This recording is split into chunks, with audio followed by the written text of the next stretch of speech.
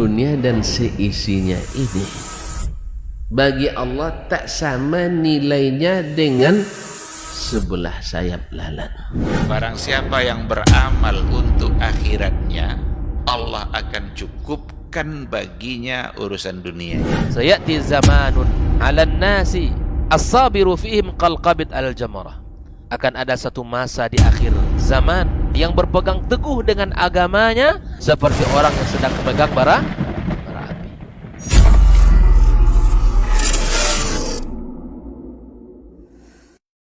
Bismillahirrahmanirrahim. Assalamualaikum warahmatullahi wabarakatuh. Alhamdulillahillazi bi ni'matihi tatimmus shalihat. Asyhadu an la ilaha illallah wahdahu la syarikalah wa asyhadu anna Muhammadan abduhu wa rasuluh la nabiyya wa la rasula ba'dah. Alhamdulillah para pemirsa KMTV dan juga generasi Rohani dimanapun antum dan antuna berada. Untuk kesempatan hari ini kita kembali dimudahkan berjumpa di program Diktat Dialog Keilmuan Islam bersama Ustadz. Bersyukur kita kepada Allah Subhanahu wa Ta'ala atas segala bentuk nikmat dan juga rahmat kepada kita bersama di kesempatan hari ini, dan salawat beserta salam kita kepada Rasulullah Sallallahu Alaihi Wasallam selaku uswah hasanah kita dalam kehidupan, satu-satunya manusia terbaik yang pernah Allah ciptakan dan utus ke permukaan bumi sebagai pembawa risalah kita. Kita bermohon juga salawat dan salam kita tersambung hendaknya kepada seluruh keluarga, kepada para sahabat-sahabatnya radhiyallahu anhum ajmain, dan juga kepada orang-orang yang berpegang teguh kepada sunnah-sunnahnya hingga hari kiamat kelak. Di pertemuan kali ini di episode ke-91, alhamdulillah guru-guru kita sudah bersama kita untuk hari ini, dan kita akan membahas sebuah judul yaitu Beginilah Seharusnya Kita.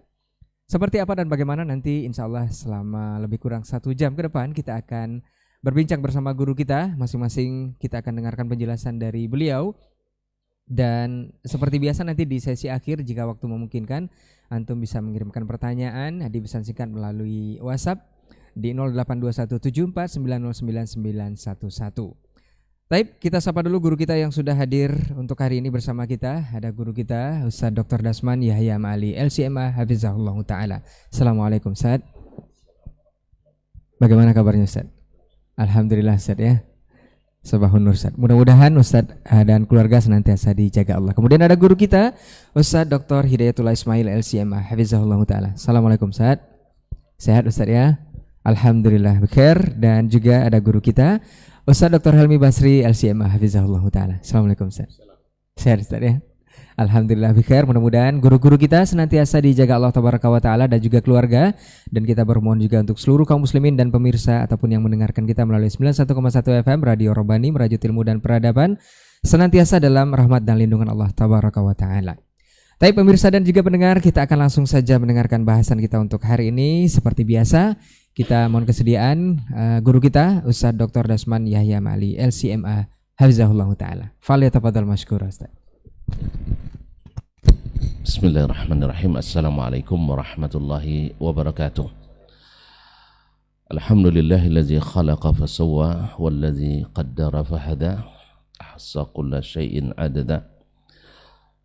Asyhadu an la ilaha illallah wahdahu la syarika lah jalla wa ala, wa asyhadu anna Muhammadan abduhu wa rasuluhul mustafa wa nabiyul mujtaba sallallahu alaihi wa ala ali baitihi sadati syurafa ahli sidqi wal wafa wa ala man ittaba'ahum bi ihsanin ila yaumil jazaa'il awfa. Amma ba'd, fa usi nafsi wa iyyakum ayyuhal muslimun wa iyatuhal muslimat bitaqwallahi azza wa jal haqqat taqwa wa muraqabatihi fis sirri wa najwa, fa inna ajsadana 'alan nari la taqwa, fastamsiku minal islami bil urwatil wuthqa wa tazawwadu fa inna khairaz zadi taqwa. Ya ayyuhalladzina amanu taqullaha haqqa tuqatih wa la tamutunna illa wa antum muslimun. Alhamdulillah, kembali melalui program Diktat ini kita bisa bersama di pagi duha ini. Mudah-mudahan doa Nabi untuk umatnya menyertai kita. Allahumma barik li ummati fi bukuriha. Alhamdulillah, kembali kita juga bersua bersama para afadil akarim minal masyayikh, bersama tuan-tuan guru kita yang mulia, dengan para ikhwah dan akhwat, para abah dan ummahat, khususnya tuan guru kita pada hari ini yang hadir di studio, Dr. Ki Haji Hadiatul Ismail LCMA dan Abuya Dr. Haji Helmi Basri LCMA, dan saudara kita yang senantiasa setia menemani di kegiatan ini, Al-Akh Al-Fadil Reynaldi Amran hafizahullah, dan segenap ikhwah yang bertugas di studio KMTV dan Rabbani 91,1 FM dan media-media lain yang ikut bekerja sama menebar kebaikan ini. Semoga semuanya dalam kebaikan, dalam keadaan hati bersyukur, dalam keadaan badan yang sehat walafiat, keluarga yang diberkahi, umur yang panjang bermanfaat, serta ilmu yang diamalkan. Amin ya rabbal alamin. Subhanallah, tema yang diangkat beginilah seharusnya kita. Tapi kalau begitu berarti kita harus punya sesuatu yang misali, sesuatu yang harus dipedomani, yang diteladani. Apa yang maksud? Barangkali dengan lewatnya atau masuknya pertengahan bulan Sya'ban, berarti Ramadan semakin dekat di mata dan di hati dengan penuh harapan. Bagaimana tidak, bulan yang merupakan sayyidus syuhur,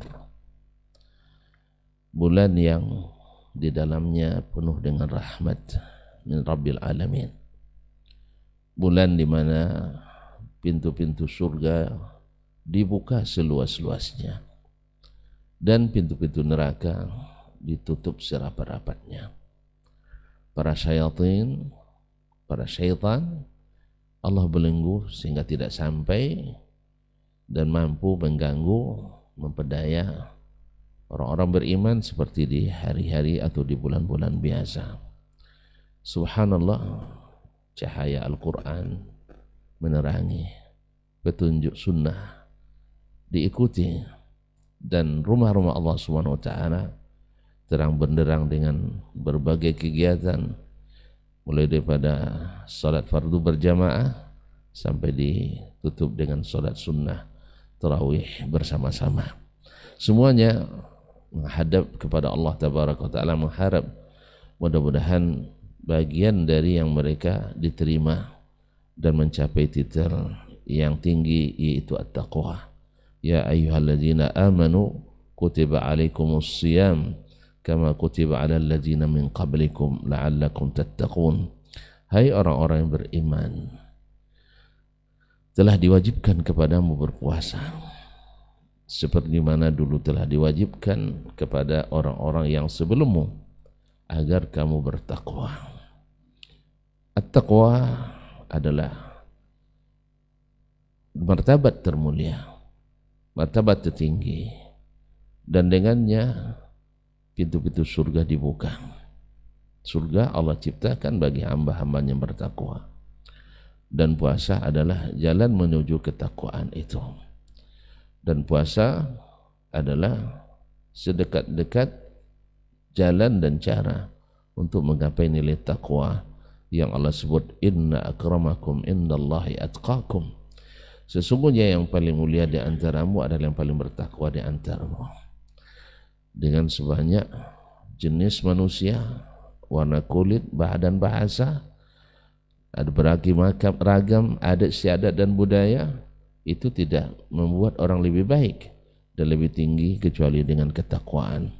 La fadla li arabiyyin ala a'jamiyyin wala li a'jamiyyin ala arabi wala li abyad ala aswad wala li aswad ala abyad illa bittaqwa. Tidak ada kelebihan orang putih di atas orang hitam, atau orang hitam di atas orang putih, orang Arab di atas orang Ajam, atau orang Ajam di atas orang Arab, illa bittaqwa. Ma'asyiral kiram dirahmati Allah SWT. Jadi ibarat tamu ini adalah tamu yang sangat dinanti-nantikan. Ibarat tamu, dia adalah tamu yang sangat membawa banyak harapan yang harus dimuliakan. Nah, bagaimana seharusnya kita menyambut kedatangannya? Ma'asyal kiram dirahmati Allah, kadang-kadang karena kita abai dan lalai, orang kadang menyambut dengan sambutan yang tidak menyenangkan, bahkan justru membuat yang disambut tidak berkesan.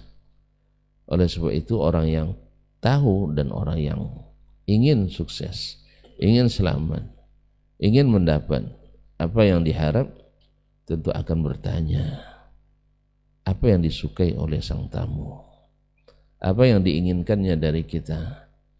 Apakah hanya sekedar euforia dan bergembira, membuat perayaan-perayaan dan perhelatan, atau membuat acara-acara dan peringatan, ataukah ada hal-hal yang luput dari perhatian kita, padahal dia adalah sangat sensitif dan sangat-sangat prinsip dalam menyambut kedatangan tamu yang mulia ini.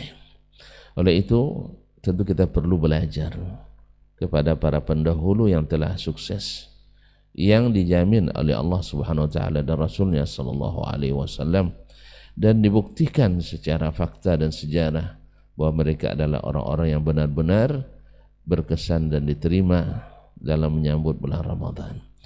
Kita sering mendengar as-salafus salih ketika menyambut bulan Ramadan, dimulai dari Nabi alaihi salatu wassalam dan para sahabatnya, mereka menyambutnya dengan cara yang pasti diketahui dan pasti diajarkan dan diwahyukan oleh Allah Subhanahu wa taala kepadanya. Misalnya seperti yang disampaikan oleh Al-Mu'alla ibn Fadl, kanu yad'una Allah 6 ashhur ayyuballighahum Ramadan. Mereka 6 bulan lamanya berdoa semoga disampaikan ke bulan Ramadan. Wa yad'una Allah 6 ashhur ayataqabbal Allah minhum Ramadan. Dan 6 bulan pula mereka berdoa supaya Allah menerima bulan Ramadan itu dari mereka. Subhanallah, 6 bulan berdoa ingin sampai ke bulan Ramadan, dan 6 bulan berdoa pula semoga diterima. Itu artinya sepanjang tahun hati mereka diisi dengan bulan Ramadan. Itulah sebabnya mungkin lahir sebuah pernyataan ahli ibadah yang akhirnya juga dianggap sebagai hadis, tapi dia adalah hadis palsu kalau dinisbatkan ke Nabi alaihi salatu wassalam. Lau alimal ibadu ma fi Ramadan latamannau an takuna as-sanatu kulluha Ramadan. Andainya hamba-hamba ini tahu bahwa apa yang Allah siapkan di bulan Ramadan, pasti mereka berharap sepanjang tahun adalah bulan Ramadan. Dan ini praktek mereka. 6 bulan mereka berbicara atau berdoa tentang Ramadan. 6 bulan lagi juga tentang Ramadan. Berarti sepanjang tahun atau yang menjadi selalu menggelayuti pikiran mereka, perasaan mereka adalah Ramadan. Itulah as-salafus salih. Ma'asyarul kiram dirahmati Allah SWT. Nah, bagaimana mereka menyambutnya? Kita lihat, kalau kita perhatikan di mana mereka menyambutnya dengan pemanasan. Ibarat pertandingan, kan Allah umumkan ayyama ma'dudat, syahrul Ramadan, 1 bulan Ramadan. Dan hadiahnya, kejuaraannya adalah taqwa, dan hadiahnya adalah ampunan dosa dan masuk surga. Ampunan dosa dan masuk surga. Dan alhamdulillah, siapa yang ikut dengan serius, insyaallah jadi pemenang. Pemenangnya tidak terbatas dengan 1-2 orang atau 1-2-3, tapi seluruh yang ikut dan serius, karena Allah SWT akan mendapatkan kejuaraan ini. Maka orang-orang yang ingin menang, sebelum melakukan atau sebelum datang masa pertandingan, mereka melakukan pemanasan. Maka dimulai di bulan Rajab, mereka sudah mulai bertanam. sehingga terkenallah bulan Rajab di kalangan as-salaf dengan syahrul al-ghiras, syahrul zara', itu bulan menanam bibit-bibit amal-amal yang akan mereka kerjakan di bulan Ramadan. Apa amalan yang dikerjakan di bulan Ramadan? Yaitu berpuasa. Sehingga berpuasa di bulan Rajab pun sudah mulai banyak dilakukan. Kemudian yang kedua adalah menahan diri dari segala bentuk dosa dan kezaliman. Karena memang puasa intinya adalah menahan diri daripada segala hal yang merusak, yang menzalimi diri. Maka bahkan dicaci dan dimaki, disumpah serapah dan dihina tidak boleh dibalas di bulan Ramadan. Padahal di luar itu kalau kita dicaci orang boleh dibalas ya. La yuhibbullahu al-jahra minal qawli, la yuhibbullahu al-jahra bis-su'i minal qawli illa man zulim. Tapi di bulan Ramadan ini saim, saya sedang puasa. Ma'asyiral kiram, dilatih, ditanam di bulan Rajab. Kemudian di bulan Sya'ban, subhanallah, Usamah bin Zaid radhiyallahu taala anhu bertanya ke Nabi alaihi salatu wasallam, "Ma li la araka tasumu min asy-syuhuri ma tasumu fi Sya'ban?" Bagaimana ya Rasulullah, aku melihat kamu puasa di bulan Sya'ban lebih banyak daripada puasa di bulan-bulan yang lain. Lalu Nabi katakan, "Dzaka syahrun yaqulu anhu an-nas wa fihi turfa'ul a'mal wa uhibbu an yurfa'a 'amali wa ana sha'im." Dan saya melihat ini adalah bulan yang banyak dilalaikan orang antara Rajab dan Ramadan. Di Rajab mereka sibuk dengan bulan haram, dan Ramadan bersiap untuk berpuasa di bulan yang termulia tersebut. Dan Sya'ban sering dilalaikan orang. Menghidupkan amal di bulan yang dilalaikan pasti dilipat gandakan dan diberikan pahala yang banyak. Kemudian wa fihi turfa'ul amal, dan di bulan Sya'ban itu diangkat amalan-amalan manusia, yaitu dalam laporan tahunan. Kita paham bahwa bila amalan diangkat itu artinya pelaporan berjalan, dan bila pelaporan berjalan alamat pahala akan dicairkan, dan kalau sudah cair pasti ada notifikasi yang datang. Makanya orang-orang yang diterima amalnya akan semacam ada sinyal-sinyal di hati, datang ketenangan dalam diri karena amalannya diterima oleh Allah tabaraka wa taala. Buktinya apa? Maka semakin dekat Ramadan, maka semakin semangat hatinya dengan penuh harapan untuk mendapatkan keuntungan demi keuntungan, karena dia sudah merasakan bagaimana amalan-amalan yang lalu diproses dan datang notifikasinya dalam diri. Ma'asyiral kiram yang rahmati Allah SWT. Yang kedua, setelah itu mereka melakukan pemanasan supaya nanti ketika datang awal Ramadan adalah tinggal pembiasaan dan sudah terlatih, ibarat badan sudah terlatih ke kelenturannya, hati juga sudah terbiasa menahan apa yang berat baginya, sehingga dengan puasa banyak di bulan Sya'ban mereka akhirnya menghadapi Ramadan sebagai bukan lagi mulai bercocok tanam, tetapi sebagai hari untuk memanen dan memetik hasil serta keuntungan. Pasti kita kalau sudah menganggap Ramadan sebagai bulan panen, Ramadan sebagai memetik hasil bukan bertanam, pasti semangat akan lebih besar dibanding dengan orang yang baru bercocok tanam. Pasti kalau kita ibarat berkebun ini, waktu panen pasti tidak terasa waktu berlalu, tapi waktu menanam panjang nampaknya tuh. Sering ibarat megang cangkul tuh, tangkai cangkul sering di dagu tuh, kapan selesainya. Tapi kalau sudah panen orang berharap jangan cepat berlalu, jangan cepat selesai, karena keuntungan demi keuntungan masuk ke dalam kantongnya. Buah yang begitu ranum, yang yang diambil dari pokoknya membuat mereka semakin bersemangat, sehingga tanpa terasa waktu pun berlalu. Ayyaman ma'dudat, hanya beberapa hari. Baru kemarin kita menunggu-nunggu datangnya hilal, sekarang sudah harus hilal Syawal pula dan hari raya. Yang kedua, kaum muslimin dan muslimat dirahmati Allah SWT, bagaimana mereka melakukan atau menyambut kedatangan Ramadan, yaitu dengan melakukan bersih-bersih hati, yaitu dengan membersihkan hati dari berbagai kotoran.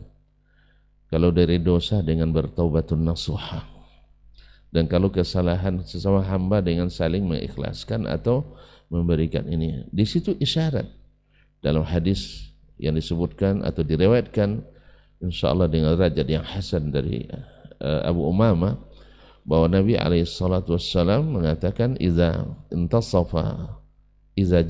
kada lailatul nisfi min Sya'ban ittala Allahu ala khalqihi fayaghfiru likulli ahad illa lirajulain musyrikin wa musahin.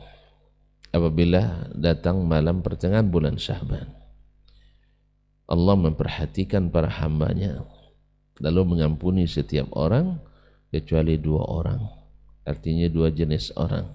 Yang pertama adalah musyrik, orang yang melakukan kesyirikan. Yang kedua adalah musahin, orang yang tidak berbaikan dengan saudaranya.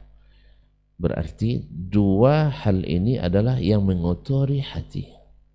Syirik mengotori hati kita terhadap Allah Subhanahu wa taala, sehingga kita berburuk sangka kepadanya, sehingga mengambil sekutu-sekutu untuk berdoa dan berharap kepadanya.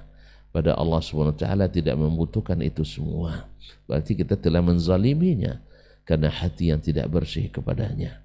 Maka di sini isyarat siapa yang ingin amalannya diangkat dan ampunan diberikan kepadanya, rahmat dicucurkan kepadanya, maka bersihkanlah hatinya dari segala bentuk kesyirikan.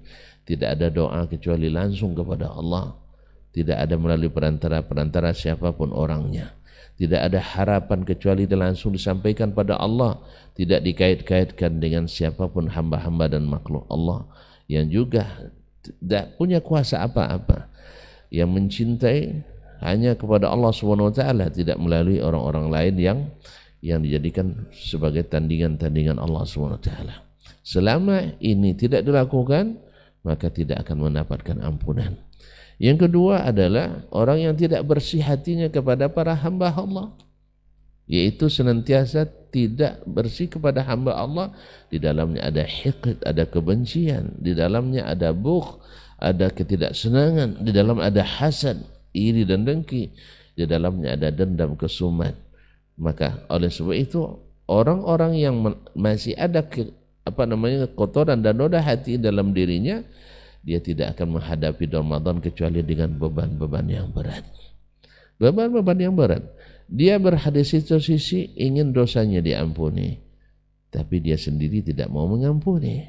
Dari satu sisi dia berharap di malam yang terbaik, Allahumma innaka afuun tuhibbul afwa fa'fu anni. Ya Allah, engkau maha memaafkan dan suka sifat pemaaf. Dia sendiri tidak suka memaafkan. Bagaimana diharapkan dia dimaafkan? Ma'asyil kiram dirahmati Allah SWT. Maka ketika Allah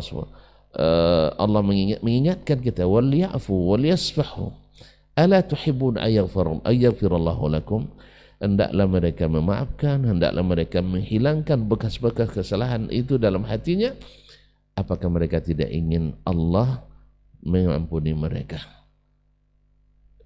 Dan tahulah kaum muslimin bahwa memang berat mengampuni dan memaafkan, itu berat, tetapi Allah juga tidak menyia-nyiakannya. Maka diberikannya timbangan yang lebih berat bagi orang-orang yang mau memaafkan. Faman afa wa aslaha fa ajruhu 'ala Allah. Siapa yang mau memaafkan dan memperbaiki hubungan, maka Allah akan memberikannya pahala yang tak terhitung. Ibaratnya adalah seperti cek open check, yaitu cek yang tidak dituliskan angkanya. Cek terbuka, berapapun dituliskan, begitu dibayarkan. Begitulah Allah SWT janjikan bagi orang yang mau memaafkan. Oleh itu kaum muslimin, berat memaafkan, iya, tapi lebih berat lagi kalau Anda tidak memaafkan. Karena Anda tidak akan mendapatkan maaf dari Allah Subhanahu wa taala. Bahkan amalan kita tidak diproses.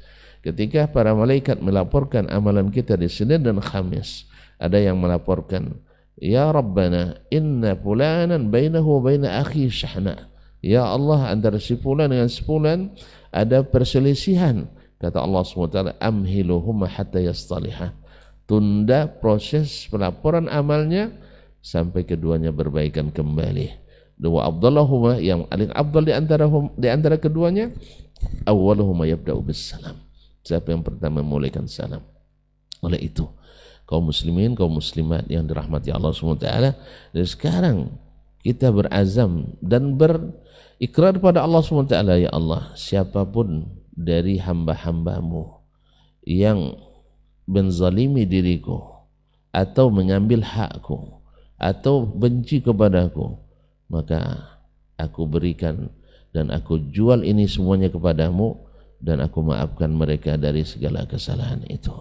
Kaum muslimin dan muslimat dirahmati Allah, karena ketahuilah bahwa hati yang menendam, hati yang bermusuhan adalah hati yang berat, hati yang sempit, dan tentu saja hati yang sempit terlalu banyak beban, maka tidak akan bisa menikmati apa yang ada di bulan Ramadan.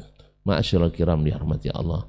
Dan yang ketiga yang tadi sudah diisyaratkan adalah bahwasanya kita ketika menyambut Ramadan ini dengan taubatun nasuha, dengan taubat yang sesungguhnya, bukan dengan melakukan dosa yang tidak terhitung pula banyaknya. Oleh sebab itu kita tidak temukan as-salafus salih menyambut bulan Ramadan dengan melakukan perhelatan atau perayaan atau peringatan, tetapi justru mereka diperingatkan untuk segera meninggalkan segala bentuk dosa dan kemaksiatan. Maka tidak ada seperti yang sering dilakukan oleh kebanyakan manusia, melakukan peringatan-peringatan yang penuh dosa menjelang datangnya bulan Ramadan. Sebutlah misalnya acara-acara musik, acara-acara yang mencampur baurkan antara laki-laki dan perempuan, kadang-kadang berenang pula, berdua di ateban, ya, yaitu berenang laki-laki dan perempuan, dan itu disahkan oleh orang-orang yang pengambil keputusan, dan ini adalah salah kaprah yang tidak seharusnya kita lakukan, karena tidak lepas dari kemaksiatan atau bid'ah yang menyesatkan, lepas daripada kemaksiatan yang atau bid'ah yang menyesatkan. Oleh sebab itu seharusnya kita kembali kepada bagaimana cara para pendahulu yang telah sukses menyambut kedatangan bulan Ramadan ini.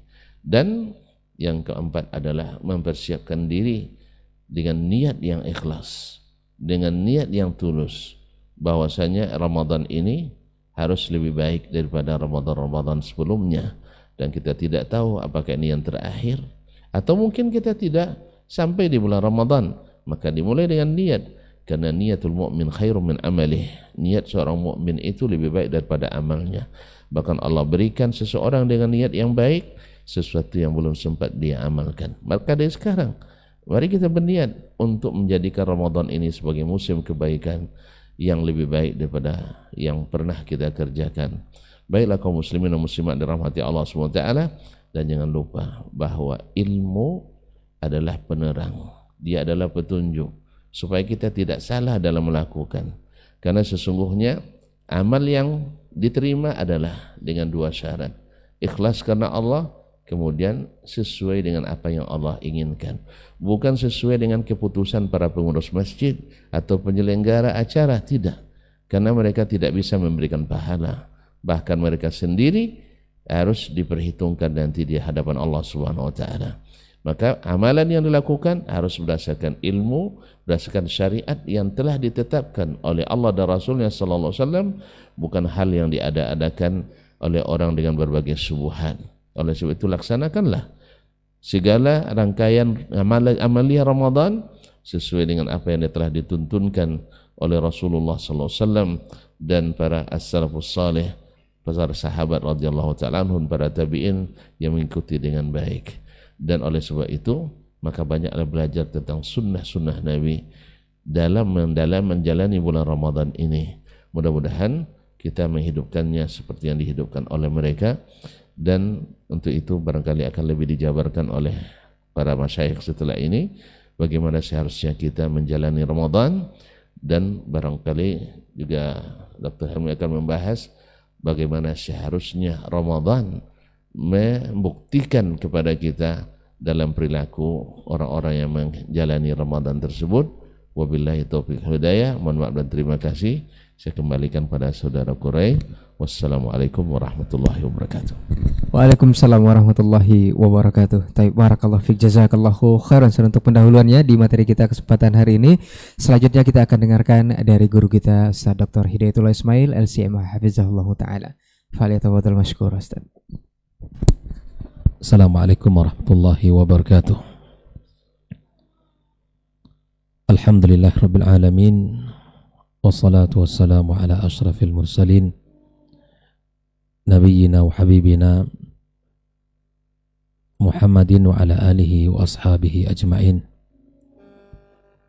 Allahumma alimna ma yanfa'una wanfa'na bima 'allamtana wa zidna ilma. Para masyayikh, para guru kita yang kita muliakan, guru kita Dr. Dasman Yahya Ma'ali LCMA dan guru kita Dr. Helmi Basri LCMA.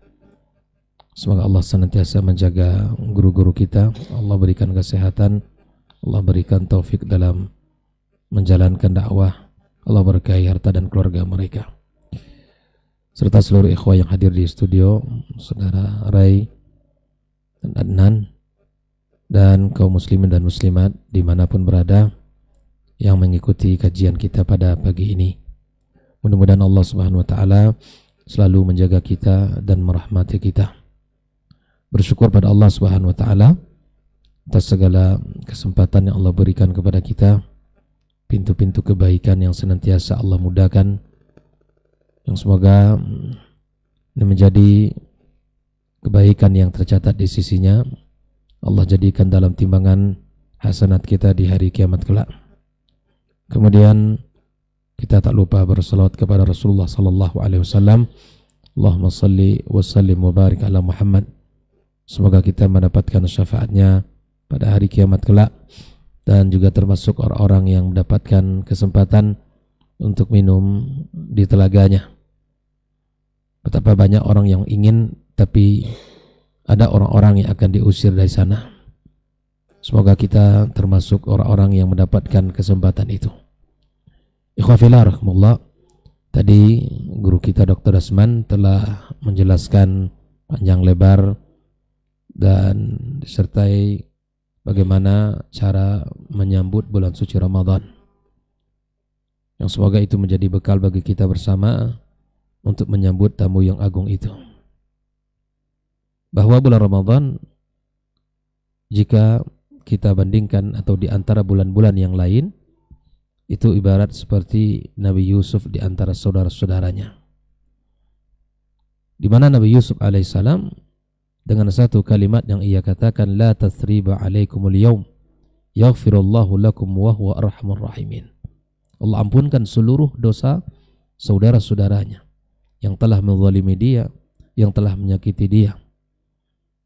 Nah, dengan ibadah puasa yang kita lakukan, insya Allah, kalau ibadah itu kita lakukan sesuai dengan sunnah Nabi Sallallahu Alaihi Wasallam, bagaimana seharusnya kita menjalankannya, seperti apa yang telah dilakukan oleh Nabi dan para sahabat dan generasi awal dari umat ini, maka insya Allah Allah akan berikan kepada kita ampunannya. Allah berikan kepada kita keutamaan pahala yang begitu besar di sisi Allah Subhanahu wa Ta'ala. Sehingga Nabi mengatakan, alaika bis-saum fa inna la idla lahu aw la mithla lahu. Dalam kamu berpuasa, karena sesungguhnya puasa itu tidak ada ibadah yang menandinginya.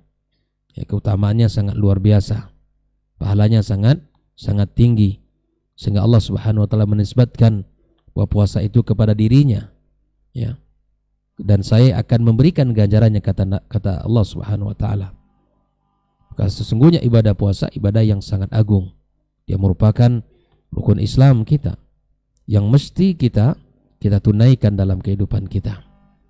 Maka oleh karena itulah ikhwafillah, kita membincangkan bagaimana seharusnya kita. Kalau tadi guru kita telah membahas bagaimana generasi salaf menyambutnya, apa yang mesti kita lakukan di saat datang tamu agung yang mulia itu. Pada kesempatan ini kami akan mencoba untuk menambah dari sisi apa yang seharusnya kita lakukan.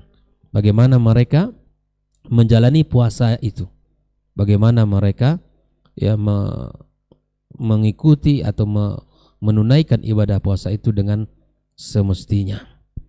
Ya tentunya ikhwafillah rahimakumullah bahwa ibadah puasa tentu diawali dengan niat yang disampaikan oleh Nabi kita sallallahu alaihi wasallam, bahwa niat itu tempatnya memang adalah di hati kita.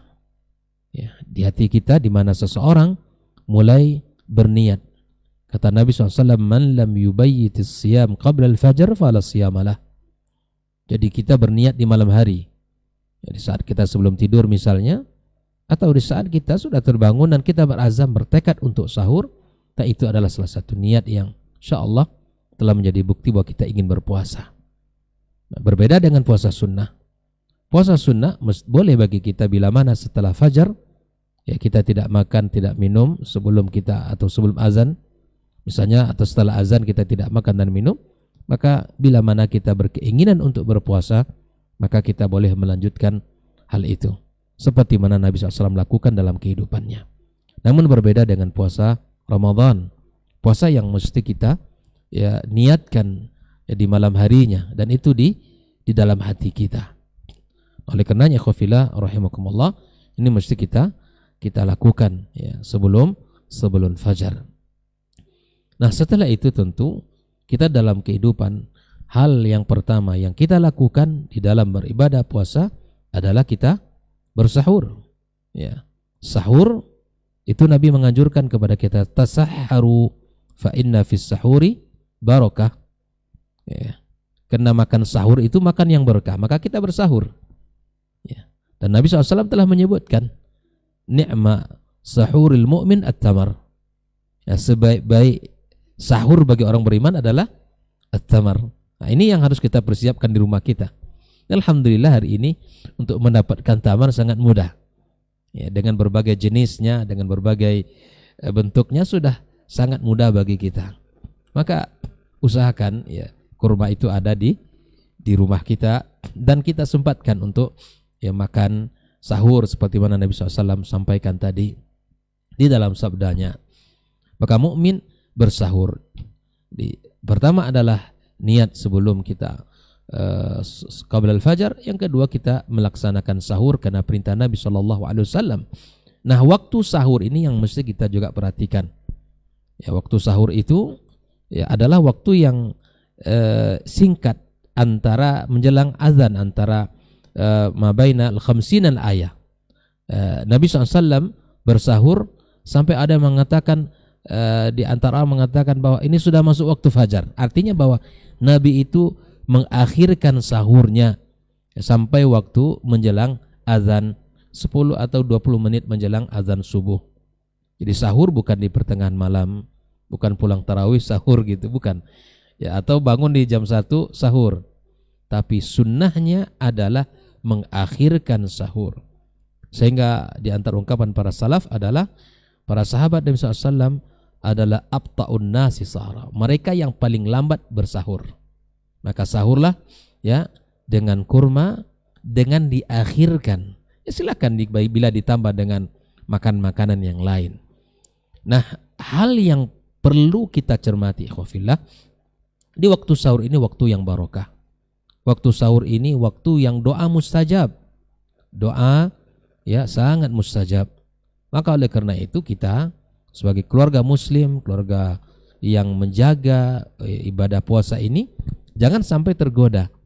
Karena memang di waktu sahur itu pula waktu yang disuguhkan ya ilmiah, acara-acara televisi gitu kan, yang sangat mengganggu ya kekhusyuan kita dan kesyahduan kita di dalam menjalankan ibadah sahur. Artinya bahwa saya mengajak diri kami dan kita semua kaum muslimin, jauhkan hal-hal yang seperti itu. Jangan rusak waktu yang indah itu dengan tontonan-tontonan yang sangat tidak layak untuk kita tonton di bulan yang mulia ini. Ya, biasanya channel-channel televisi menghadirkan acara-acara, berbagai macam bentuk acara, sehingga itu merusak kita dan mengganggu kita, tidak konsen di dalam banyak berdoa kepada Allah, banyak memohon kepadanya, dan bahkan fokus kita akan berubah kepada apa yang disuguhkan melalui tontonan televisi itu. Nah, setelah itu tentunya setelah sahur kita menjalankan ibadah puasa kita. Kita berangkat ke masjid, salat subuh berjamaah, kemudian kita tambah dengan ibadah-ibadah yang lain. Nah, ketika di siang berpuasa, hendaknya kita menjaga kualitas puasa kita. Puasa bukan hanya sekedar menahan makan dan minum dari terbit fajar sampai maghrib, tapi kita menjaga ibadah puasa kita. Jangan hilangkan puasa kita, pahala puasa kita dengan berbagai macam kegiatan atau perbuatan atau sikap yang itu akan mengurangi nilai-nilai ibadah puasa kita. Apa yang disampaikan Rasulullah SAW dalam sebuah sabdanya, man lam yada' qawla zuri wal amala bih, barang siapa yang tidak meninggalkan perkataan dusta atau berbuat dosa masalahnya, atau berkata sesuatu yang tidak pantas untuk dikatakan, apa kata Nabi? Falaisa lillahi hajah fi ayyada'a ta'amahu wa syarabahu. Allah tidak butuh orang yang puasa seperti itu. Tidak butuh orang yang cukup hanya menahan, tidak makan, tidak minum, tapi prakteknya lisan dia tetap menghibah, lisan dia tetap memfitnah, atau dia tidak bisa menahan amarah, atau menonton konten-konten. Hari ini banyak sekali konten-konten konten-konten maksiat, konten-konten maksiat. Hindarkan itu dalam bulan suci Ramadan. Jaga kualitas puasanya.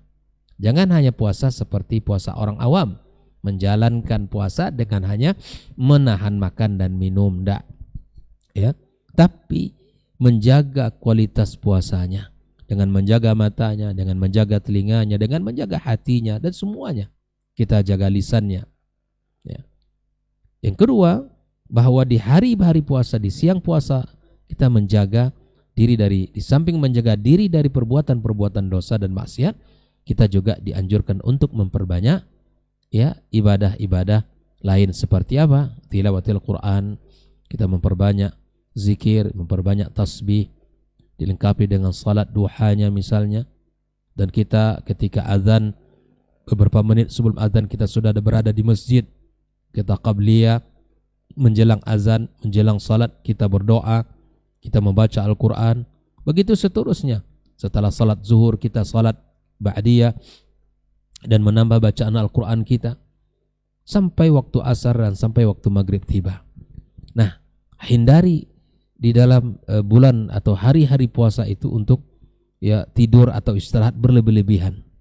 Tidur pada keadaan yang tidak kita butuhkan, tapi lebih banyak kita untuk tidur daripada kita beribadah.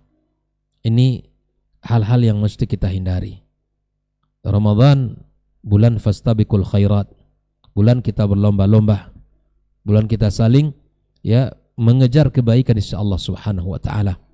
Bukankah di awal malam Ramadan ada suara yang menyeru, ya baghil khairi aqbil, wahai pecinta kebaikan, masuk, ini bulan kalian, ini adalah waktu kalian, sambut dengan gembira, sambut dengan semangat. Wa ya baghiyasy syarri aqsir, wahai orang-orang yang lakukan maksiat, yang suka hari-harinya melakukan dosa, sudah tinggalkan. Ini bukan kalian, ini bukan bulan kalian, ini bukan bulan orang-orang yang mengerjakan keburukan, tapi bulan kemuliaan. Bukankah Ramadan dibukakan pintu-pintu surga oleh Allah Azza wa Jalla, ditutup pintu-pintu neraka? Makanya kata para ulama, bila mana Ramadan ini tidak semangat ibadah, maka di luar Ramadan akan lebih tidak semangat lagi. Kenapa? Karena di bulan Ramadan ini suasana hati kita terikat dengan ketaatan kepada Allah Azza wa Jalla sangat mudah. Bila mana di bulan Ramadan kita tidak sungguh-sungguh membaca Al-Quran atau membersamai Al-Quran, maka di luar Ramadan akan lebih sulit lagi. Akan lebih sulit. Dan seluruh ketaatan. Makanya kata para ulama, di bulan Ramadan ini terkumpul kebaikan, tiga kesabaran itu. Kesabaran di dalam menjalankan puasa, kesabaran di dalam meninggalkan hal-hal yang bisa merusak ibadah puasa kita, dan kesabaran di dalam menghadapi takdir. Oleh karena ikhwafillah, bulan Ramadan bukan untuk berleha-leha, membuang waktu, banyak istirahat, tidur, apalagi memunculkan hadis yang tidurnya orang ibadah adalah puasa. Jangan dipakai ini. Ya, jangan. Ini bukan bulan untuk tidur-tidur, bukan untuk istirahat banyak, bukan untuk membuang waktu, menghabiskan apalagi di hari Ahad misalnya. Di hari Ahad anak-anak muda seakan dia pergi ke masjid, bawa sarung di pundaknya. Setelah itu cari motor keliling kota. Ya, bahasanya apa? Maksiat subuh ya. Bahasanya. Nauzubillah. Ya, kemudian nanti mereka berlomba mencari, menghabiskan waktu, melengah-lengah waktu ya. Yang ada di dalam Islam itu melengahkan waktu bagi anak kecil. Itu ada sunnahnya. Dulu di zaman para sahabiat, mereka anak-anak puasa, anak-anak usia 7 tahun sudah diajak untuk berpuasa. Maka Nabi menyuruh untuk melengahkan mereka agar mereka tidak ingat makan dan minum dengan mainan. Ini sudah kepala 50 tahun, apa ini dilengahkan lagi? Tidak ada yang mau dilengahkan puasa, harus sungguh-sungguh berpuasa. Tidak ada. Ya, kalau orang dewasa tidak ada istilahnya melengah puasa, apalagi di sore hari. Habis asar menjelang berbuka itu siap-siap. Ini waktu yang afdal kita untuk berdoa kepada Allah Azza wa Jalla menjelang berbuka puasa. Para ummahat, ya, bagi waktu dengan baik. Ya, bagi waktu dengan baik. Jangan habiskan waktu di dapur sampai dari pagi zuhur sampai menjelang berbuka. Mana waktu mengaji? Mana waktu kita bertasbih? Mana waktu kita untuk melakukan kebaikan yang lain?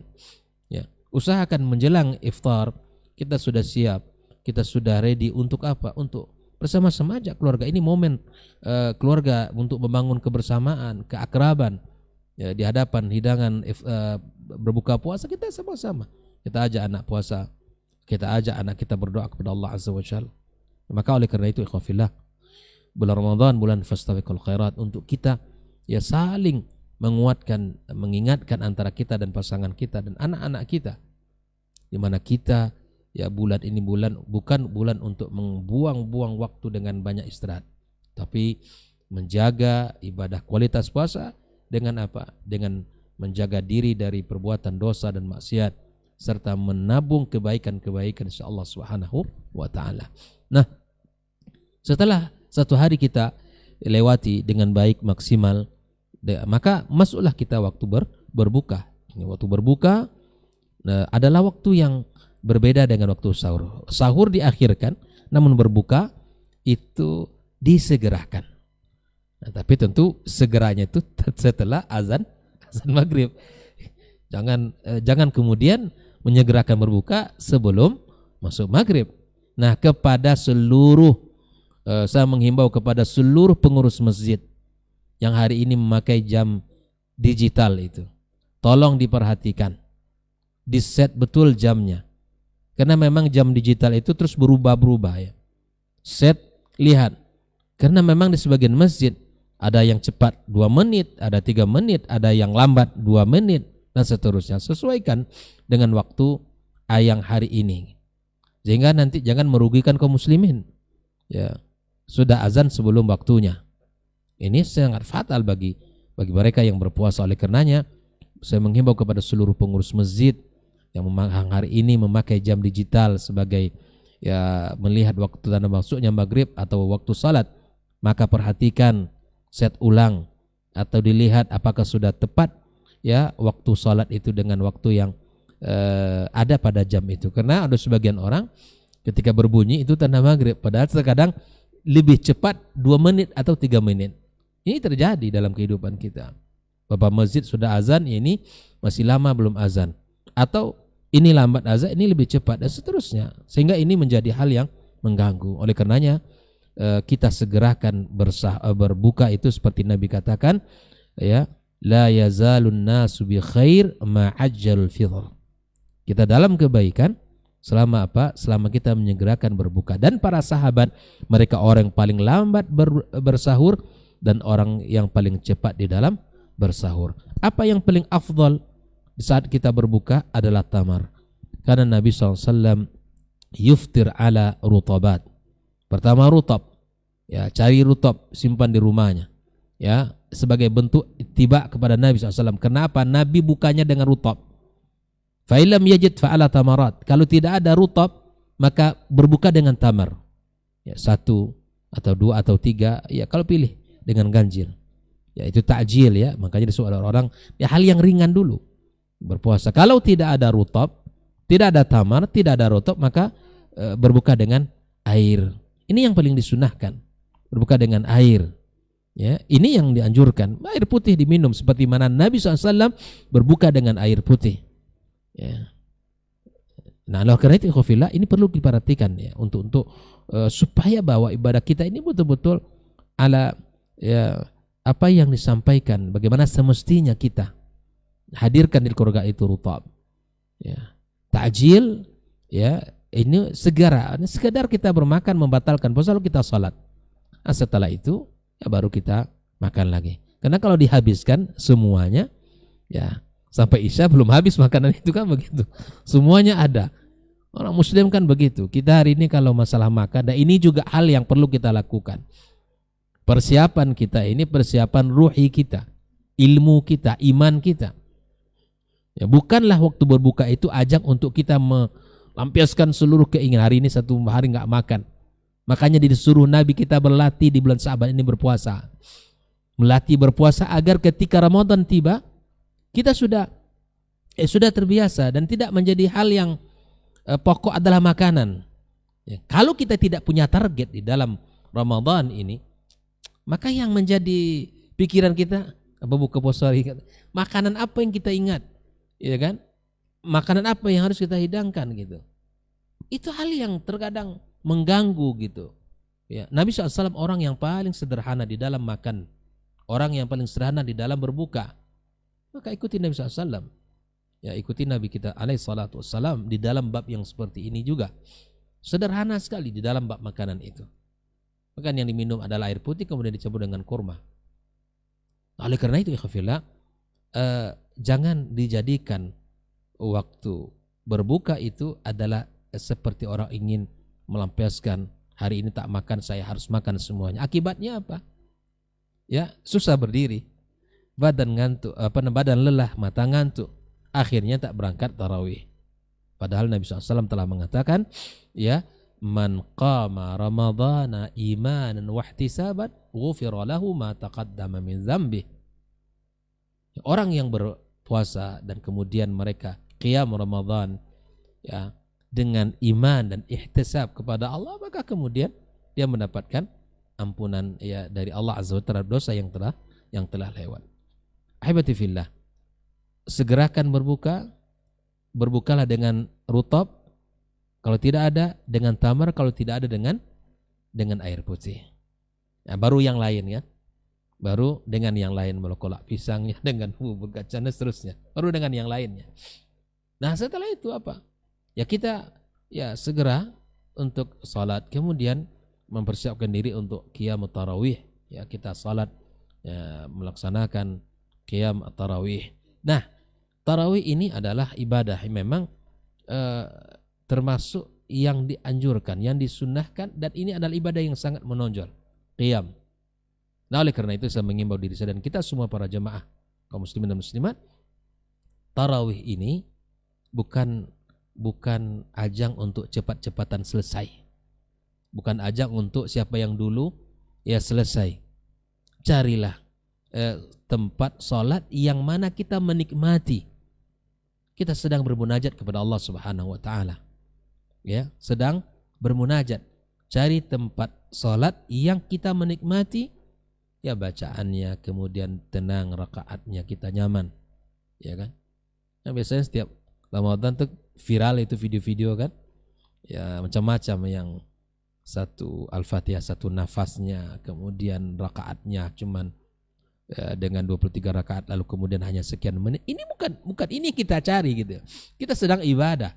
Ya, bukan kita mencari siapa yang cepat. Hindarkan sudah hal yang seperti ini. Ini bukan zamannya sudah. Ya kan? Dulu memang maksudnya mencopek selesai ustadznya. Dulu itu ditanyakan. Kenapa? Habis itu makan lagi soalnya. Cari makan, minum lagi gitu. Nah, kita bukan itu. Kita salat, kita berharap Allah terima ibadah kita dan Allah ampunkan. Nah, oleh karenanya malam hari kita qiyam, kalau kita tambah malamnya pun dengan qiyam at-tahajud pun ya ini lebih baik dan lebih afdal. Oleh karenanya ikhwah fillah, begini seharusnya ya apa yang secara singkat saya sampaikan, bagaimana kita mempraktekkan puasa itu dengan baik dan benar, dan ditambah dengan infak dan sedekah kita. Karena sesungguhnya di antara hal yang dianjurkan Ramadan adalah puasa, memperbanyak tilawah, kita bersedekah. Makanya subhanallah, ya hal-hal yang seperti ini terlihat jelas di Timur Tengah, khusus di Arab Saudi, di Masjidil Haram dan Masjid Nabawi. Orang berlomba-lomba mengajak kita untuk apa? Untuk berbuka di tempatnya. Bahkan tak jarang mereka itu berkontainer-kontainer itu, ya, memberikan sedekah kepada orang yang berpuasa. Karena pahalanya bukan main, pahalanya luar biasa, ya. Orang yang berpuasa itu didapatkan, orang yang memberikan makan itu mendapatkan pahala orang yang diberi makan. Kalau 1, 10, 20, bahkan 100 orang, betapa banyak pahala yang ia dapatkan. Nah, di sana berlomba-lomba orang ngajak kita untuk berbuka di tempatnya. Nah, bisa kita lakukan itu di tempat kita hari ini. Bisa kita berbagi semampu kita lakukan. Karena memang bulan Ramadan ya adalah bulan di mana Nabi SAW menunjukkan wa kana Rasulullah sallallahu alaihi wasallam ajwadun nas, orang yang paling dermawan. Dan kedermawanan Nabi kita sallallahu alaihi wasallam itu terlihat jelas di bulan Ramadan. Hina yalqahu Jibril alaihi salam.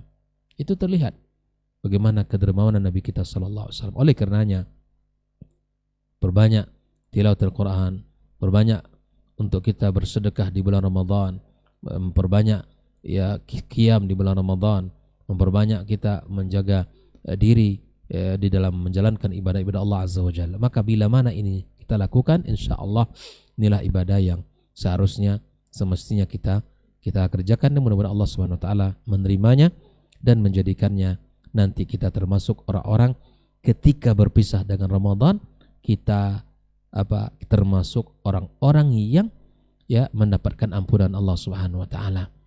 Ya, kalau tidak kita persiapkan hati kita, ruh kita, maka kita ya lihat euforia masjid begitu ramai di awal Ramadan, tapi semakin ke ujung semakin sepi, berpindah dari tempat yang paling mulia rumah Allah ya keramaiannya ke tempat yang paling dimurkai Allah Subhanahu wa taala, pasar.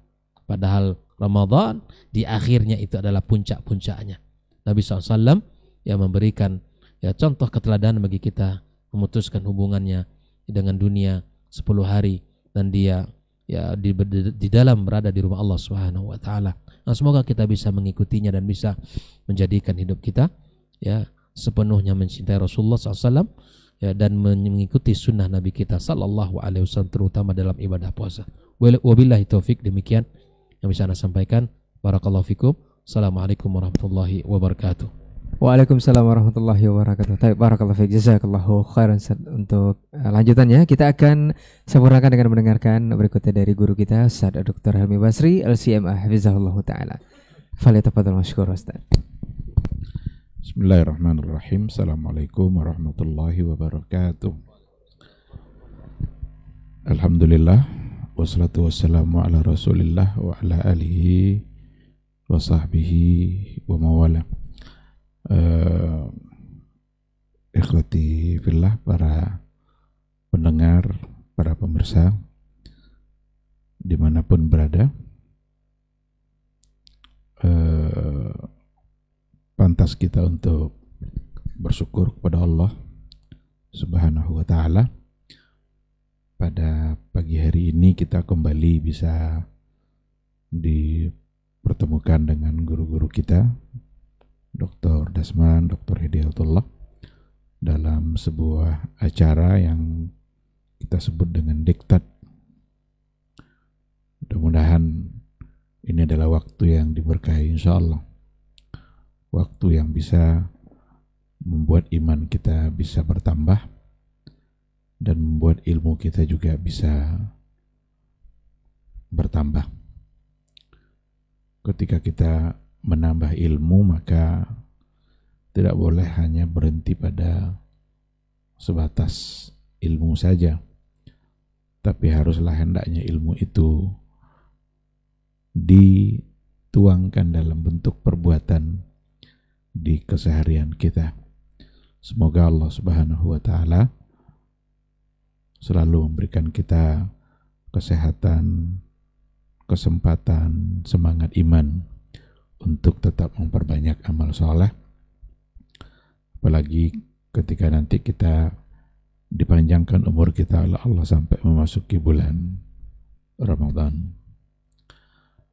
Sebagai umat Nabi Muhammad sallallahu alaihi wasallam, maka sepantasnya pula kita untuk memperbanyak salawat, memperbanyak salam.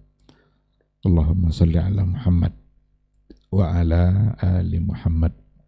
Mudah-mudahan itu bisa menjadi bukti nyata kecintaan kita kepada Nabi kita yang mulia, Nabi yang harus kita jadikan tauladan. Dan semoga Allah Subhanahu wa ta'ala memudahkan kita pula untuk setia berada di atas sunnahnya sampai akhir hayat nanti. Kita berharap mudah-mudahan di hari mahsyar semua kita diizinkan oleh Allah untuk mendapatkan syafaat dari beliau. Amin ya rabbal alamin. Ikhwati fillah, sudah banyak hal yang disampaikan oleh dua guru kita terkait dengan begitulah seharusnya kita berhubungan dengan Ramadan. Semua kita tahu bahwa Ramadan itu memang bulan yang berbeda. Ramadan itu sesuatu yang dinanti-nanti, yang dirindukan. Dan sekarang saatnya kita memang detik-detik penantian yang kita rindukan itu. Kalau seandainya kita berikan perumpamaan, umpamanya, andaikan kita sedang menunggu keluarga kita yang sangat kita cintai pulang dari tempat yang jauh setelah lama berpisah, lalu kita tunggu dia di bandara, ada rasa tidak sabar untuk berjumpa dengan dia. Sebentar-sebentar tengok jam, sebentar-sebentar tengok monitor yang di situ, jadwal penerbangan, jam berapa kira-kira nyampe, kapan datangnya ini. Dan kalau seandainya dia sudah terlihat dari jauh, itu akan dipandang terus, karena memang sangat dirindukan. Dan kalau seandainya sudah berjumpa, maka mungkin akan dipeluk, akan dicium. Begitulah ibaratnya. Sekarang kita sedang menunggu-nunggu kedatangan bulan yang mulia yang memang dinanti-nantikan. Cuma perlu juga kita bertanya kepada diri kita masing-masing, benar enggak kita gembira dengan datangnya Ramadan? Jujurkah kita dengan kegembiraan itu? Jangan-jangan kita malah enggak mau Ramadan itu datang, karena enggak boleh makan, enggak boleh minum. Biasanya pagi-pagi banyak yang mau dimakan, nanti kalau sudah datang Ramadan enggak boleh lagi. Iya tidak. Orang-orang beriman tentu saja sangat mencintainya. Sebagai hamba Allah yang taat, tentu saja benar-benar merindukan kedatangannya Ramadan. Atau mungkin juga banyak yang merindukan, cuma yang dirindukan apa? Apa yang dirindukan? Suasana sore jalan-jalan, nanti nyari perbukaan.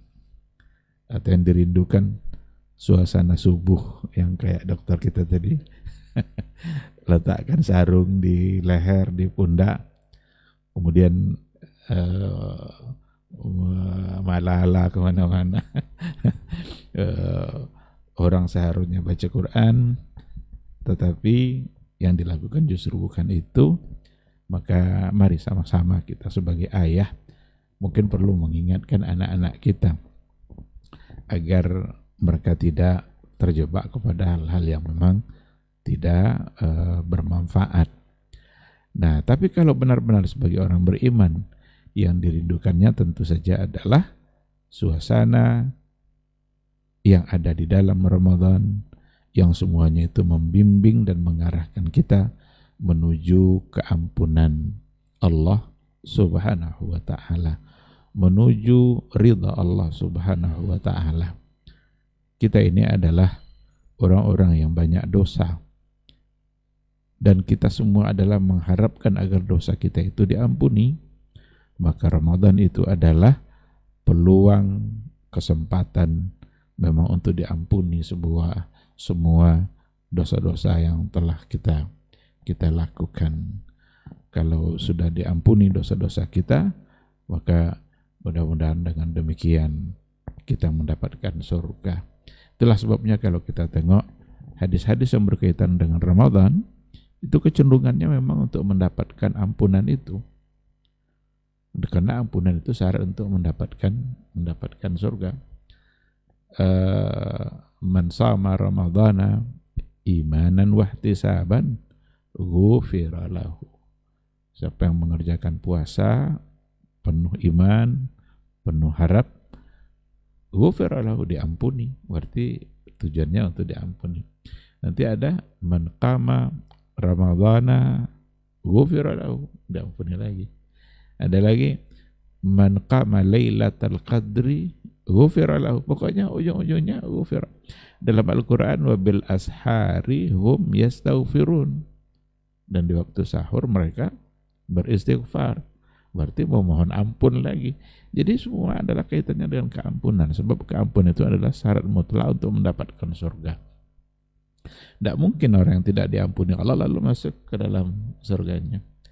Maka dalam ayat dikatakan wasari'u ila maghfiratin min rabbikum wa jannatin arduha as-samawati wal ardh. Bersegeralah untuk menuju ampunan Allah dan surganya. Jadi ampunan dulu, setelah itu baru mendapatkan surga. Ramadan adalah saat di mana kita bermusara'ah, bermusabaqah, bersegera, berlomba-lomba untuk menuju keampunan itu. Tentu saja adalah dengan melaksanakan berbagai macam bentuk amal yang semua itu pasti akan berpengaruh kepada jiwa kita. Alhamdulillah, salah satu dari bentuk nikmat Allah adalah ketika dijadikannya Ramadan itu sebagai bulan istimewa yang berbeda. Karena memang kemuliaan ibadah itu bisa kemuliaan disebabkan oleh masa, ada kemuliaan disebabkan oleh tempat. Ada namanya syaraful makan, ada syaraful zaman. Bahkan ada yang menambahnya dengan syaraful insan. Syaraful insan itu ya kita sebagai umat Nabi Muhammad sallallahu alaihi wasallam yang memang berbeda dari umat yang lain. Syaraful makan itu kemuliaan tempat. Ada tempat-tempat tertentu yang di situ amalnya menjadi mulia. Umpamanya Masjidil Haram, Masjidil Nabawi. Berada di Masjidil Haram tentu tidak sama dengan masjid-masjid yang lain.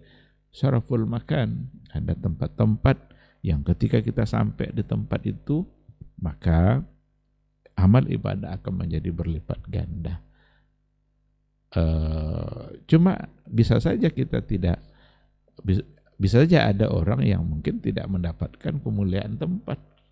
Orang tidak bisa sampai ke Masjidil Haram, tidak bisa sampai ke Masjidil Nabawi. Mungkin ada sebagian yang tidak diberikan kesempatan oleh Allah. Namun ada syarafuz zaman. Kalau syarafuz zaman itu tidak ditentukan oleh tempat, tapi ditentukan oleh masa. Sehingga semua orang bisa berada pada masa yang sama, walaupun pada tempat yang berbeda. Nah, syarafuz zaman itu diantaranya ya adalah Ramadan. Kalau sudah datang zamannya, masanya Ramadan, itu adalah di mana waktu kita semuanya menjadi baik, menjadi berlipat ganda. Amalan kebaikan yang kita lakukan semuanya adalah dinilai sebagai pahala yang mudha'afah, pahala yang berlipat ganda. Dimanapun kita berada. Andai kan ada orang yang bisa beribadah dengan mengumpulkan dua kemuliaan itu akan menjadi sangat baik. Maka umrah yang paling afdal adalah umrah dalam bulan Ramadan. Kenapa? Karena bergabung di situ syarafuz zaman dengan syaraful makan. Bertemu di situ kemuliaan tempat dan kemuliaan masa. Tempatnya Masjidil Haram, masanya adalah Ramadan. Ini jadi luar biasa nikmat Allah bagi kehidupan kita, dan semua itu tujuannya tentu saja adalah untuk kebaikan dan untuk keampunan, kebersihan jiwa, kebersihan diri kita sebagai hamba Allah yang memang banyak dosa. Oleh karena itu wajar kita merindukan menanti-nanti kedatangan bulan yang sangat mulia itu. Namun hanya di tangan Allah kepastian itu. Mulailah dari sekarang atau sebelumnya mungkin kita sudah berdoa agar umur kita dipanjangkan sampai masuk bulan Ramadan. Ikhwati fillah, pengaruh Ramadan dalam kehidupan dan dalam diri seorang muslim tentu akan sangat banyak sekali. Dan kita harus paham itu supaya kita bisa seperti itu. Karena kalau kita tidak mengerti ya tentu kita tidak akan sampai ke titik yang diinginkan. Ada nanti bagaimana Ramadan bisa berpengaruh pada jiwa seorang muslim. Dengan selama Ramadan yang dia jalani itu tentu akan berpengaruh sekali kepada semangat ibadah dia. Bagaimana setelah Ramadan memang itu tidak boleh dilepaskan. Karena Ramadan itu bukanlah hanya ibadah sesaat, tetapi ibadah yang harus berkelanjutan. Ketika memang dilebihkan dalam Ramadan, itu bukanlah berarti hanya di bulan itu saja untuk dilaksanakan, tetapi harus diikutkan setelahnya. Sebab yang kita sembah dalam bulan Ramadan itu, dia juga yang kita sembah di luar Ramadan. Maka umpamanya al-irtibat bil Quran umpamanya. Bagaimana ketersambungan kita terus dengan Al-Quran. Kalau dalam bulan Ramadan itu suasananya memang suasana Quran itu, Al-Quran itu kurang itu di masjid-masjid itu. Udah berderet mushaf itu terasa kurang. Karena orang setelah zuhur umpamanya, biasanya setelah zuhur kan mikirnya makan. Sekarang enggak. Nah karena sudah enggak mikir makan, tentu mikirnya ibadah. Ada Quran ambil, ada Quran ambil. Begitulah keterkaitan dalam bulan Ramadan hati kita dan Al-Quran. Andaikan dalam bulan Ramadan itu keterkaitan kita dengan Al-Quran itu tidak banyak, itu seperti yang dikatakan guru kita tadi, itu di luar Ramadan akan lebih sulit lagi. Ketika semua orang berbondong-bondong untuk ke masjid, masa kita tetap untuk di kedai kopi? Orang semuanya salat tarawih, masa kita tetap main domino? Berarti kan di luar Ramadan akan lebih sulit lagi karena suasananya sudah berbeda. Maka al-irtibat bil ibadat itu memang sebagai pengaruh yang ada pada Ramadan. Dan kapan bisa pengaruh itu muncul ya ketika kita mengerti dengan keutamaan-keutamaannya. Kadang dalam hadis kan dikatakan as-siyamu wal Quran, itu saya Al-Quran itu atau as-siyamnya dulu. As-siyamu wal Quran yashfa'ani yaumal qiyamah.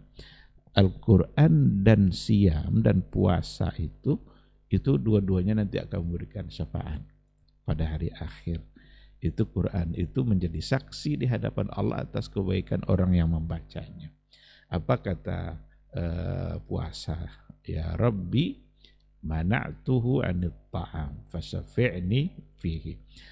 Saya telah menghalangi dia untuk tidak makan.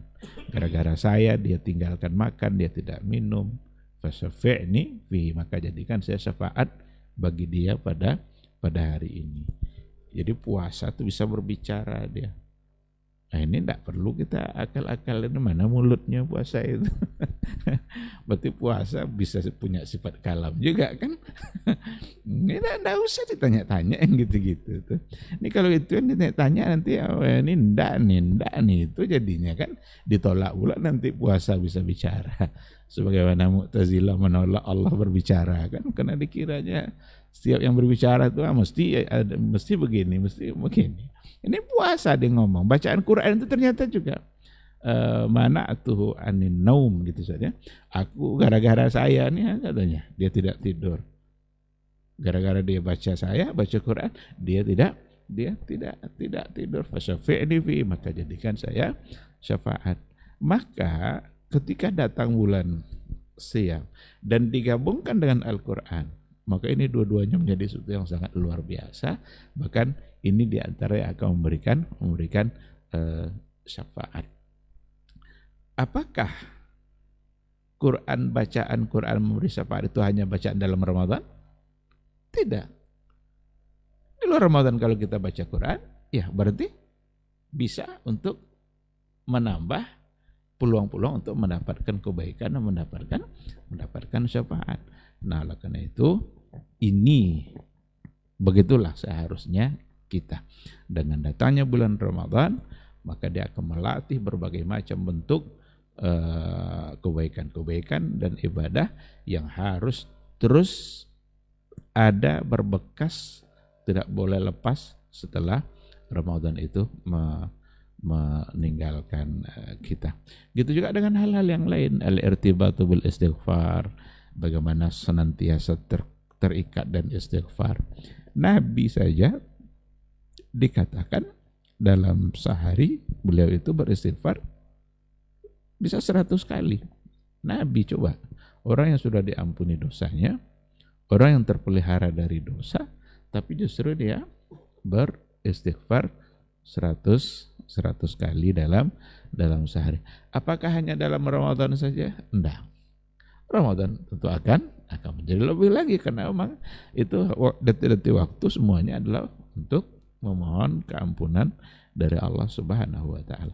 Itu jugalah sebabnya disediakan kesempatan-kesempatan atau kita dipaksa untuk berada di waktu yang paling tepat untuk beristighfar itu.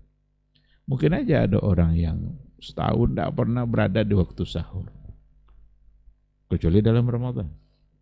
Nah, karena Ramadan itu kan dipaksa kita bangun kan, karena ada makannya. Tapi harus dipahami di sini bahwa ibadah saat sahur itu bukan makan aja. Makan itu juga, coba makan waktu sahur saja bisa menjadi berpahala, coba. Karena rahimallahu al-mutasahhirin, rahimallahu al-mutasahhirin, rahimallahu al-mutasahhirin, Allah merahmati orang-orang yang bersahur.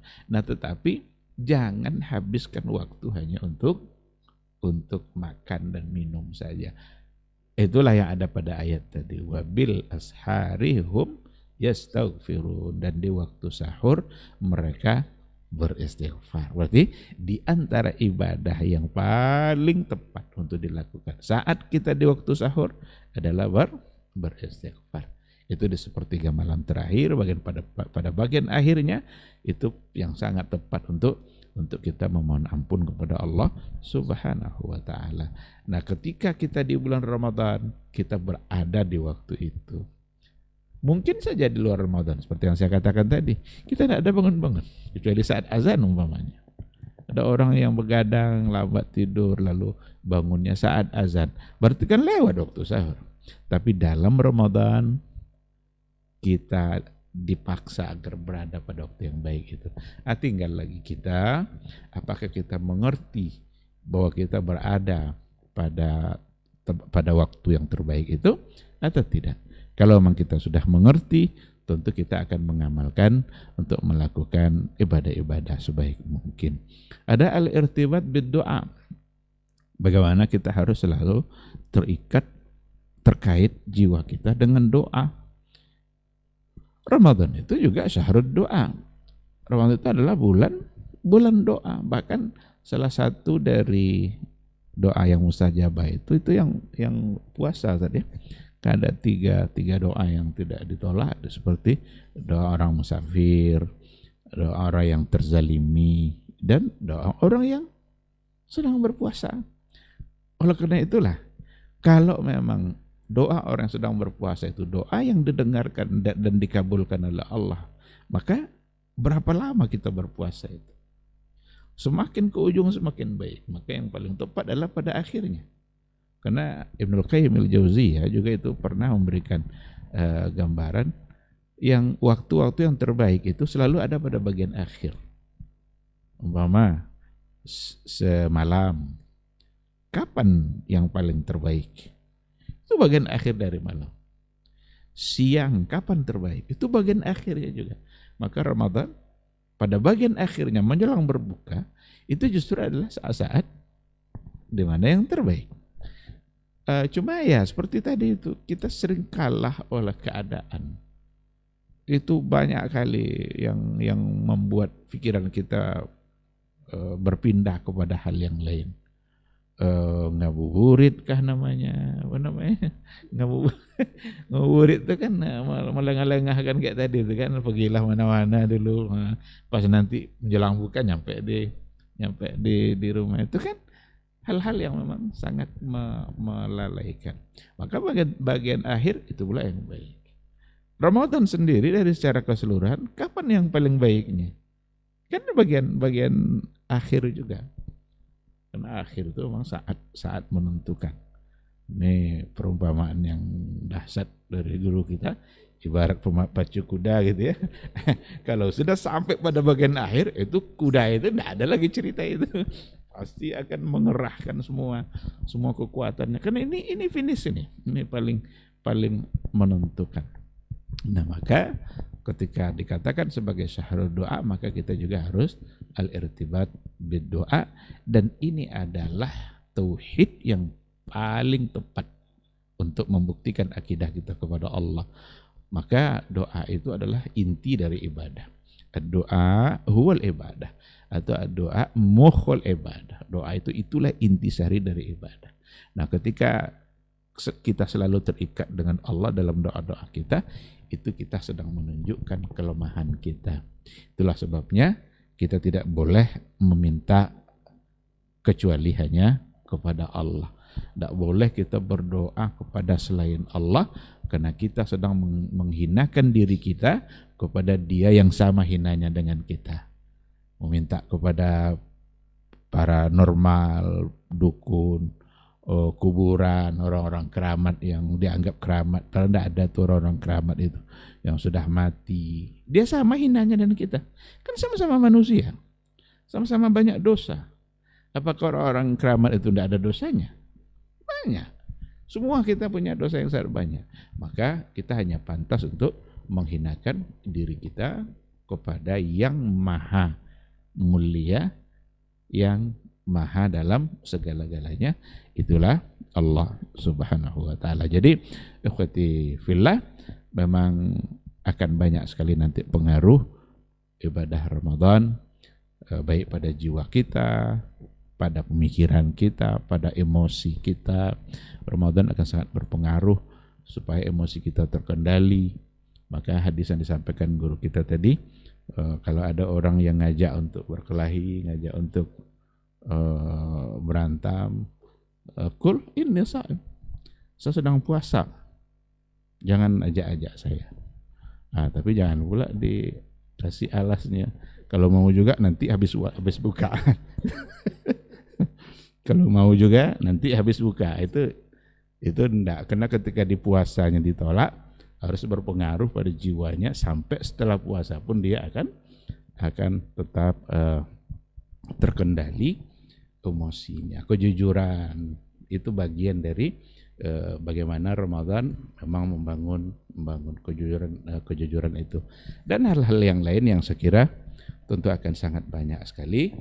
Maka pantaslah ibadah puasa itu menjadi salah satu dari ibadah yang sudah ada dari semua nabi sebelumnya. Karena itu sangat berpengaruh untuk membentuk pribadi, sehingga kewajiban puasa bukan hanya pada umat Nabi Muhammad SAW saja, tapi kama kutiba alal ladzina min qablikum, sebagaimana yang juga telah diwajibkan kepada orang-orang sebelum kamu. Ketika ia dijadikan sebagai rukun dalam beragama, ternyata memang semua rukun agama kita itu sesuatu yang sudah ada dari yang sebelumnya. Karena itulah yang paling tepat untuk membangun jiwa, membentuk pribadi seorang muslim yang menjadikan guru atau berguru kepada Ramadan. Maka Ramadan itu sebagai sebuah madrasah, tempat kita belajar yang dengannya kita mendapatkan didikan-didikan yang luar biasa. Saya kira mungkin ini ya cukup yang saya sampaikan sebagai penambah dari yang sudah disampaikan oleh guru-guru kita. Mudah-mudahan bermanfaat. Assalamualaikum warahmatullahi wabarakatuh. Waalaikumsalam warahmatullahi wabarakatuh. Taib, jazakallahu khairan untuk materi kita di kesempatan hari ini. Semoga apa yang sudah disampaikan oleh guru-guru kita memang bisa kita terapkan. Dan kita berdoa juga mudah-mudahan Allah sampaikan kita ke Ramadan tahun ini dan bisa memaksimalkannya untuk beribadah kepada Allah Subhanahu wa taala. Kita jawab satu pertanyaan yang ada di kolom komentar. Assalamualaikum warahmatullahi wabarakatuh, Ustaz. Ustaz, ada pernyataan dan apakah ini boleh, Ustaz? Ada yang mengatakan bahwa puasa ini terbagi kepada tingkatan 3, Ustaz. Yang pertama, saumul khawas, saumul awam, puasanya orang awam. Yang kedua, saumul khawas, puasanya orang khusus. Dan yang ketiga, saumul khawas bil khawas, puasa orang yang khusus lebih khusus lagi. Apakah kita boleh meyakini ini, Ustadz? Dan apa maksudnya ini? Jazakallahu khairan, Ustadz.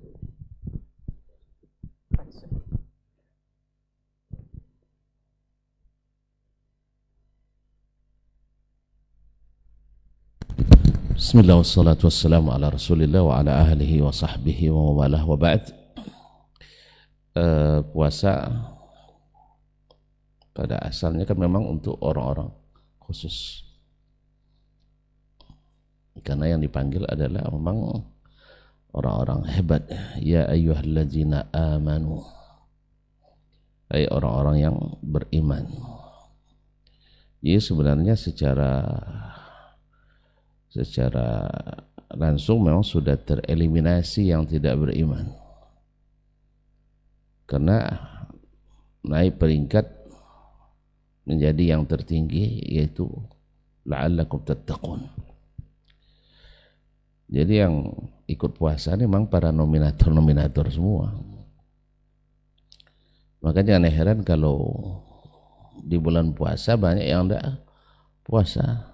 Kalau diperiksa KTP-nya, tengok agamanya Muslim, berarti memang belum merasa terpanggil dengan panggilan ya ayyuhalladzina amanu.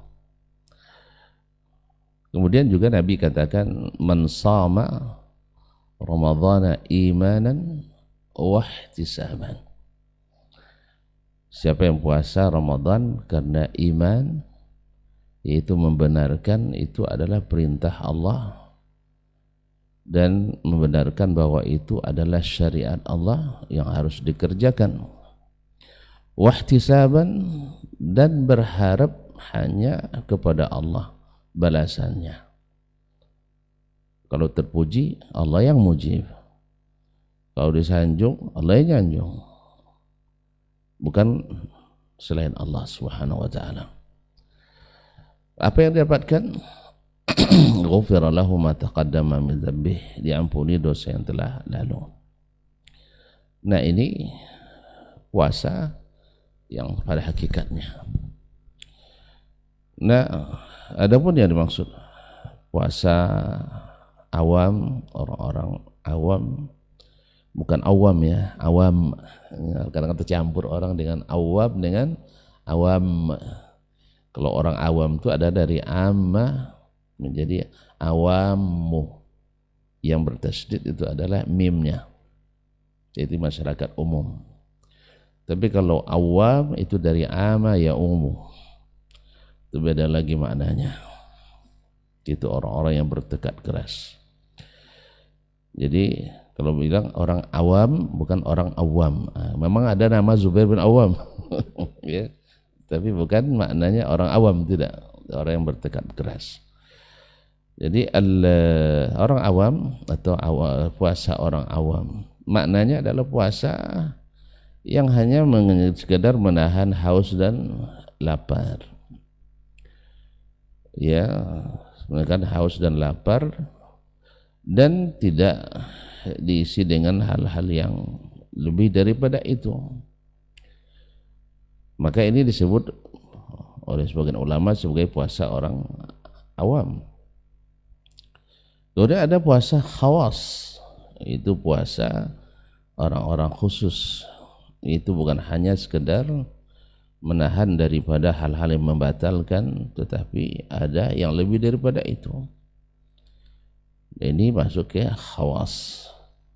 Ada lagi khawasul khawas yang sampai mempuasakan pendengaran dan sebagainya dari segala hal yang ini. Kalau itu yang dimaksud dengan puasa awam, puasa khawas dan khawasul khawas yang tidak keluar dari syariat, maka pembagian ini tidak ada masalah. Ini hanya sekedar istilah yang disebutkan oleh para ulama, dan setahu saya wallahu alam yang pertama mengistilahkan ini adalah Imam Al-Ghazali rahmatullahi alaih. Kalau ini pemahamannya, insya Allah boleh saja ilmu istilah. Tapi kalau seandainya maknanya lain, artinya ada hal-hal yang menambah dalam syariat, maka tentu saja tidak harus diluruskan. Ini tergantung bagaimana pemahamannya tadi. Apa yang dimaksud dengan istilah ini? Makanya barangkali ini judul penegasan istilah akan disambung nanti pada pertemuan yang akan datang. Barangkali ada tambahan daripada Mas Syekh. Silakan. Assalamualaikum warahmatullahi wabarakatuh. Betul. Ustaz, ada tambahan? Betul. Bismillahirrahmanirrahim. Alhamdulillah wassalatu wassalamu ala Rasulillah wa ala alihi wa sahbihi wa mawala. Saya kira sudah cukup tadi. Ini hanya sekedar istilah. Yang tidak boleh itu adalah ketika menempatkan istilah itu pada tempat yang berbeda. Umpama begini, bahwa yang khawasul khawas itu hanya orang sufi umpamanya, itu tidak bisa. Itu sudah mulai nanti ada sekat-sekat yang menghalangi orang lain sampai pada khawasul khawas, atau orang yang makomnya hanya ini. Tapi kalau sekadar untuk ini ada sekadar untuk menahan makan saja, itu banyak kita dapatkan istilah-istilah dari yang lain, mungkin dari istilah yang berbeda. Umpama Ibnul Qayyim al-Jauziyah itu mencoba untuk memberikan penjelasan yang mengarah ke situ. Ada orang berpuasa hanya sekadar tidak makan, tidak minum, hanya batnunnya saja yang berpuasa, perut. Tapi ada boleh istilahkan dengan siyamul jawarih. Siyamul jawarih, puasanya anggota tubuh. Puasanya anggota tubuh, ya berarti anggota tubuhnya tidak melakukan hal-hal yang dilarang oleh Allah Subhanahu wa taala. Berpuasanya telinga, berpuasanya lidah. Lidah dipuasakan dari mengungkapkan hal-hal yang dimurkai oleh Allah, dari fitnah, dari kebohongan. Maka jangan sampai dalam bulan Ramadan tetap saja memfitnah, tetap saja berbohong, tetap saja lidahnya mengatakan hal-hal yang tidak benar. Berarti puasanya, lidahnya tidak sedang berpuasa. Tuh puasa mata, puasa seluruh anggota tubuh. Ini kan sebenarnya mirip ke situ, cuma ya tidak dengan menggunakan istilah yang sama. Nah, oleh karena itu, karena tadi pertanyaannya apakah boleh kita meyakini gitu ya, yang kita yakini itu apanya gitu. Maka jika memang sekadar istilah dan untuk menempatkan perbedaan, dan memang secara fakta bisa berbeda. Ada orang yang tetap saja tidak makan, tidak minum, tetapi hanya sekadar untuk seperti itu. Bahkan Nabi pun menggambarkan kam min sa'a, apa itu? Ada satu kam min sa'a laisa lahu min siyamihi illa al-ju' wal atas. Berapa banyak orang yang berpuasa kecuali hanya sekedar menahan lapar dan haus. Berarti dia puasa juga kan? Sahkah puasanya? Ya karena dia tidak makan, tidak minum. Ada syarat rukun yang dilaksanakan, sah, tapi bisa saja pahalanya hilang. Nah, dari situ saja Nabi pun menggambarkan bahwa ada orang yang berpuasa yang mungkin saja sekedar menahan lapar dan haus, dan Allah tidak ada hajat untuk hanya sekedar menahan lapar dan haus, tapi harus lebih dari itu. Dia harus bisa meninggalkan qaulaz zur, perkataan yang di situ ada kebohongan, sumpah palsu dan lain sebagainya. Sekira itu sudah tambahan. Wallahu subhanahu wa ta'ala. Baik, barakallahu fiik, jazakallahu khairan untuk jawabannya dari pertanyaan saudara kita di kolom komentar. Mudah-mudahan ini bisa menjawab dan menjadi ilmu untuk kita bersama yang menyimak untuk kesempatan hari ini. Sekedar istilah atau penamaan, insya Allah tidak masalah dengan pemahaman yang sudah disampaikan oleh guru-guru kita tadi, bukan dengan pemahaman ataupun keyakinan yang berbeda dengan istilah tersebut. Semoga di pekan berikutnya kita akan bersama guru kita kembali, mudah-mudahan dengan tema yang berbeda. Dan semoga apa yang kita dapat untuk hari ini bisa mengupdate keilmuan kita dan lebih mengupgrade amalan kita ke depannya insya Allah. Kita tutup dengan doa kafaratul majelis untuk hari ini. Afwan untuk semua salah kata dan gila bicara.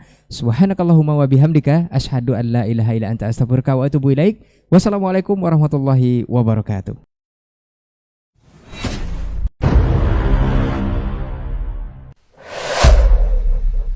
Dunia dan seisinya ini bagi Allah tak sama nilainya dengan sebelah sayap lalat. Barang siapa yang beramal untuk akhiratnya, Allah akan cukupkan baginya urusan dunia. Sayati zamanun 'alan nasi as-sabiru fihim qalqabit al-jamarah. Akan ada satu masa di akhir zaman yang berpegang teguh dengan agamanya seperti orang yang sedang memegang bara